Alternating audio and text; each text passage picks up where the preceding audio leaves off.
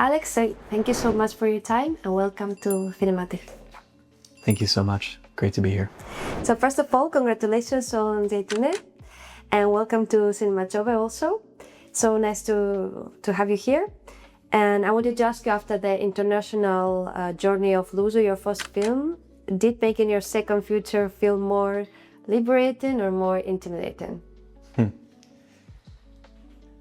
Well, my journey since Luzu is really a story of coming back to Malta, which is reflected in this film. I was living between New York and Malta when I made Luzu, but the success of that film, more than anything, gave me a sense of permission to keep going and to try to make more films about Malta. And so immediately once we finished Luzu, I started working on this film.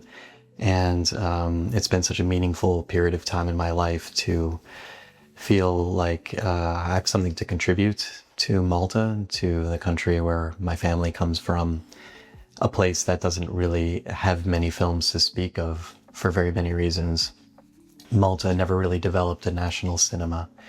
So there are very few films in the Maltese language featuring Maltese characters set in Malta. And glad to be returning now with this second film. And how did you come up with the story you wanted to tell this time? Well, during this time that I'm describing, I'd come back to Malta to release Luzu, and I left New York with a plane ticket that said I should come back in a couple weeks. But I didn't go back in a couple weeks. I kept pushing that plane ticket and then pushing it again.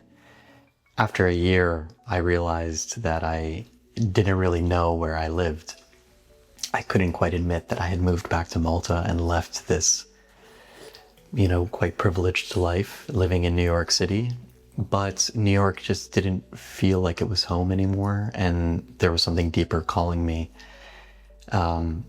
First and foremost, the subject matter. These Maltese stories for me are so important to tell. And at this time where I was floating around and looking for a home, I discovered the music that we feature in Żejtune, Malta's folkloric music called Ana. And then pretty soon I realized that I could explore the questions about home and belonging, the questions that I had in my own life about where I should be and what kind of place I fit into. Those questions could be articulated through this amazing musical tradition. Mm-hmm. And you work again with Michela. How was this collaboration this time?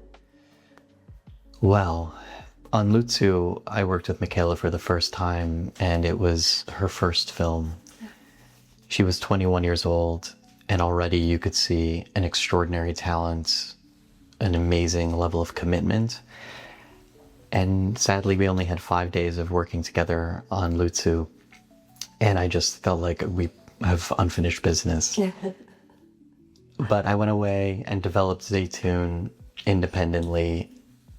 I was very lucky to know in the back of my head that there are quite a number of really talented young actors in Malta. But in the back of my head, I hoped it would be Michaela. But I just wrote the character. And in fact, the character of Mar could only really come into reality once I had found Nanu, who's a non-actor. So I had to make the two in relationship to each other. But once I found Nanu, which was its own journey, I was able to finish writing the character of Mar, and then I was relieved when I felt like, oh, this would match Michaela perfectly. And I showed her the script, and she was on board right away. And gave me such an amazing amount of trust and commitment, and really dedicated herself to the film even more than a year before we started shooting. How beautiful. And you say that finding Anna was another journey. Can you tell me about that? Well, this music is portraying a very small tradition in Malta. There are not many people who sing this folkloric music. And many of the practitioners are from an older generation. So, the numbers have just been lowering, all the time. I had written a part for an older folk singer, and when I started the search for the person who could embody that character, it started to seem like it was an impossible character to cast. Yeah. And even though it was a nice idea, after 1.5 years, I realized it's just a nice idea, and I have to get ready to put this project to the side and admit to myself there's no way to do it, and I should just move on and find another story. So after 1.5 years, I just summoned my courage and I said, let's look one more time. And my casting director just kept working, and soon enough, he started to hear about a singer who we had never encountered before. He hadn't shown up in any of the performances that we intended or the communities that I had gotten to know in my research. And the reason that we didn't encounter this guy was because he had been retired for 15 years. Okay. And some people were not even aware whether he was still alive. Like, he had really vanished. Well, I arranged to go and meet this guy whose name is Nanu Borj. And I drove to his town really with low expectations. I was really prepared to move on from the project. And as I looked for parking, I kept driving around and I saw a park bench, and there was an old man sitting on the bench, and he had this amazing white hair that looked like Elvis, and he was wearing a leather jacket, and he just looked so cool.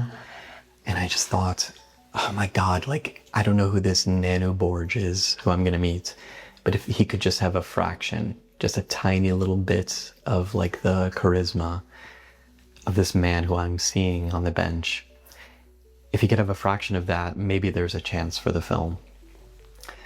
I parked the car, I went into the cafe, and to my great fortune, that man from the bench was Nanu Borj. Wow. This famous singer. And I sat down for a coffee, and over 2 hours, he told me stories that just captured my imagination. He made me laugh, he made me smile, and he seemed crazy enough to want to go on a 3-year journey with a stranger and act in a film for the first time at age 80. What a privilege finding someone like that. I mean, I had to get extremely lucky. The film really does not exist without him. And I'm so, of all the, like I said, there was maybe a few candidates who could have possibly done the role, although no one else had the combination of the musical talent, but also the persona, the character.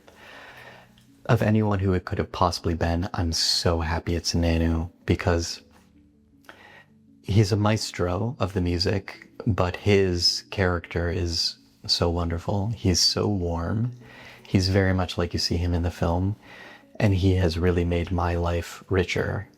And I can say really for my whole team, getting to know Nanu and getting to know his family has just been like such a privilege. Yeah, for sure. So you're so interested in capturing these Maltese traditions and portraying Malta. Was fiction always a choice, or maybe you thought about documentary at some point also? I think discovering that there's very little difference between documentary and fiction in cinema was what unlocked my storytelling sensibility.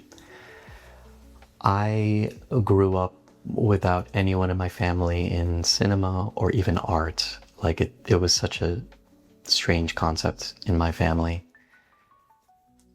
And so I think growing up, I had to maybe justify what I was doing, making films, taking it seriously. Being a documentary filmmaker, maybe to my parents, sounded a bit more respectable. Okay.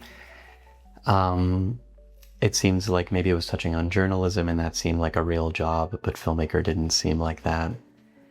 So I went to university, and I was, I had my horizons expanded when I discovered, well, there are these amazing traditions going back to the beginning of cinema that utilize real people and real scenarios in narratives. you know, going back to Robert Flaherty with like Nanook of the North or Man of Erin, and then jumping forward to the Italian neorealists. Yeah. Especially seeing those films from the 30s and 40s in Italy, I started to recognize Malta. The people in the scenarios and the locations, it looked like my family's photo albums had come to life. And I started to think, well, where are the films of Malta? Where were our films in the 30s or the 40s or the 50s or the 60s or the 70s?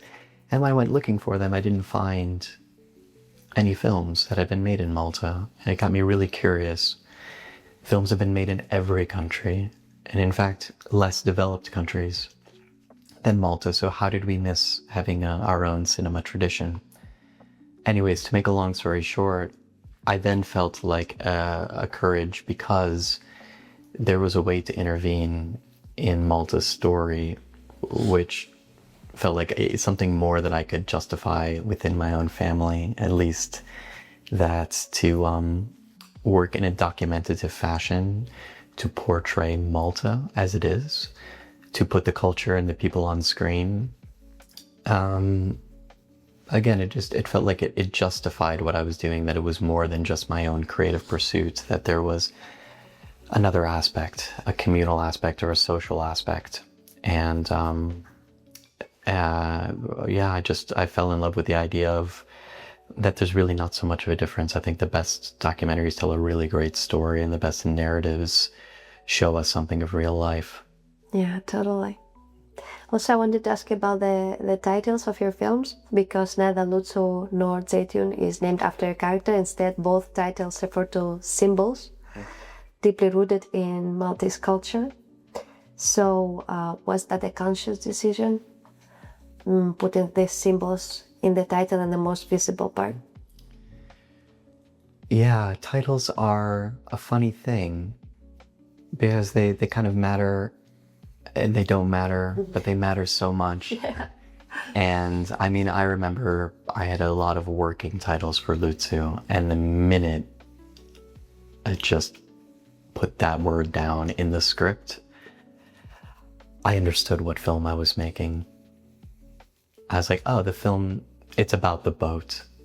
The boat is the character. This is the story of the boat, and the humans are just kind of at the periphery in a sense. And how can I make all of the scenes about the boat and the human drama is secondary? So 5 letters just unlocked the whole story for me. And with this film, I had the title before I had anything. Wow. Yeah. And I've gotten into trouble in Malta because of this title, I have to tell you. Why? Well, before I even knew what the story was, I knew that the film would explore place, it would explore land, it would explore environment. I didn't even know why that was. It was just something I felt without an intellectual understanding. I came to know early on that the home of a lot of this folklore music is the village which is named Żejtune, where in the film we visit many times. That's where the character of Nanu lives, and where we discover that Mar has a family connection. Well, the village of Żejtune is spelled very similarly to the title, but without the E at the very end. Okay.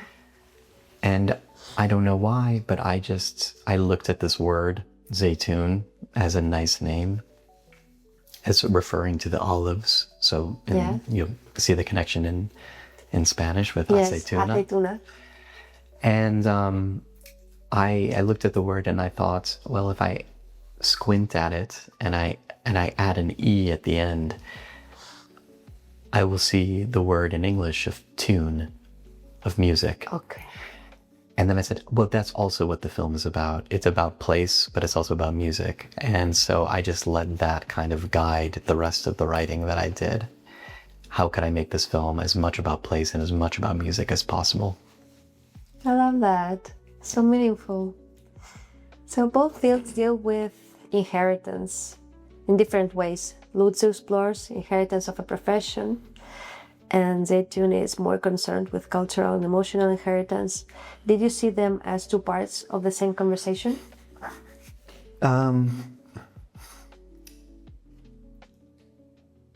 You sort of can't avoid what seems to be preoccupying you. You kind of can't help to write what you're going to write. I think you are picking up on these themes. I'm of the belief as a filmmaker that you should be unaware of the theme that you might be telling. My job, I think, is to think about the characters and maybe the structure of the story, the drama, where the conflict is. And I really was innocent to the fact that this would be another film that is exploring themes of heritage and inheritance.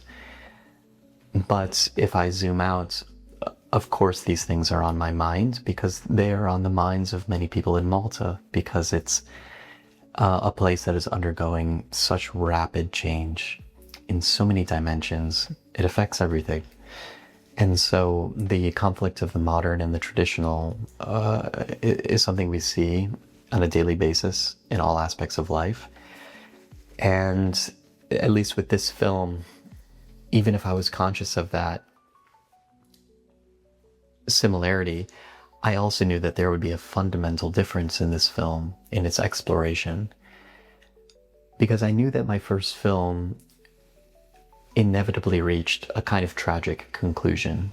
It was very hard to find any sense of optimism for the traditional fishermen in Malta, because they're working in an industry, and an industry is susceptible, it is vulnerable to climate change, to big business, government regulations, and that film portrays those vulnerabilities. But I didn't want to make another film about it, another dying tradition in Malta. I didn't want to repeat that motif. When I began my research into Anna, into this music, the first time I went to go and join people at a bar where it was being performed, I noticed that there were young people participating. That surprised me because I didn't find this dying tradition that I expected. And I held on to that. And it became the most central thing that I wanted to believe about this story, which is that the film would have to focus on a young person coming into this world, and that this tradition could survive, that this is a place in Malta where we could find hope. We could see how a tradition could live on, because music, art, is immaterial. It's not as vulnerable as like the structure of a boat. It cannot be shattered. It will continue to live as long as one person passes it on to the next person. And that intergenerational exchange was something I saw in reality. And so it gave me a confidence that this could be another story, another truthful story about Malta, but one reaching a different conclusion. That is so beautiful. Are you going to explore more Maltese culture in your next films? Well, Malta is a country, a culture, a history almost totally unexplored on screen. As a storyteller, and that's a very powerful narcotic, you know, like I feel very lucky that I am getting the first opportunity to tackle a number of these topics and these scenarios and pieces of our history. It's a real privilege, and it's so addicting. I think the hardest choices I will navigate are which stories not to focus on, because there are so many, and we're just scratching the surface of what's possible, I think, in Maltese cinema. Yeah. As a participant in Cinema Jove and being yourself a young filmmaker, I'm curious, what are the filmmakers of all times that inspire you? Oh my God. I know it's hard. Yeah, where to begin?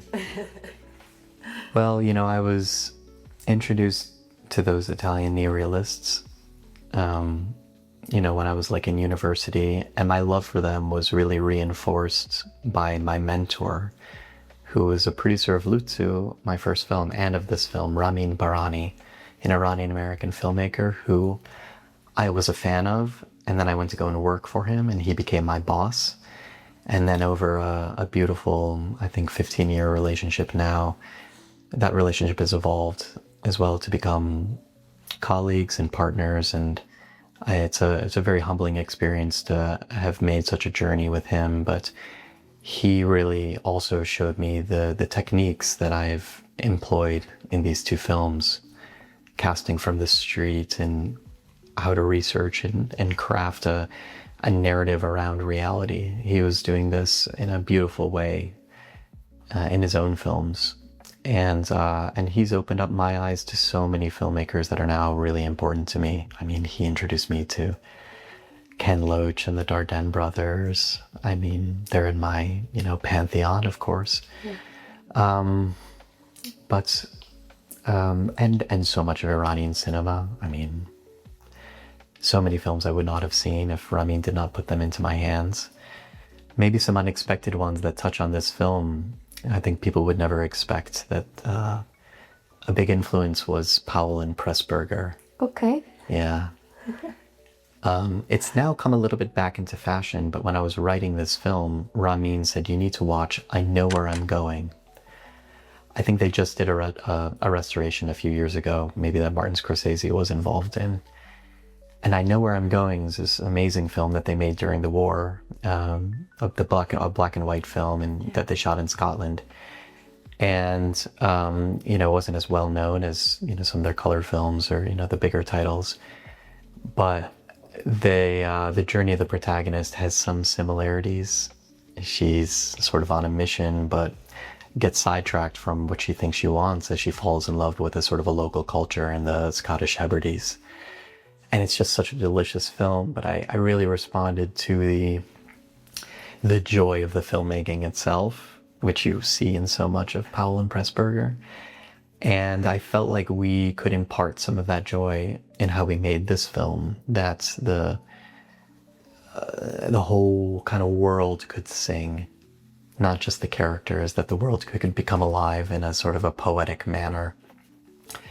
And Powell and Pressburger, they were the best at doing that. And, a top hat turns into the pipe of the chimney of the train. And they're using image in such a playful way. And that was something that I wanted to bring to this film that would maybe be a new ingredient in the concoction of the more obvious references to neorealism or Iranian cinema. Many of these sort of landscape shots, of course, are coming from Kiarostami, who's the best at doing it. And maybe the interplay of Mar and Nenu is something that goes back to La Strada, but hopefully I've reversed the orientation. The strong man is actually the young woman, and the clown is the old man. So, yeah, for me, it's a mix of these things, and a lot of the most important filmmakers for me, they can't help but come to the surface. Yeah, how wonderful having all of this inspiration. Yeah. So thank you so much for your time and for your films. They're wonderful, and best of luck. Thank you very much. Thank you.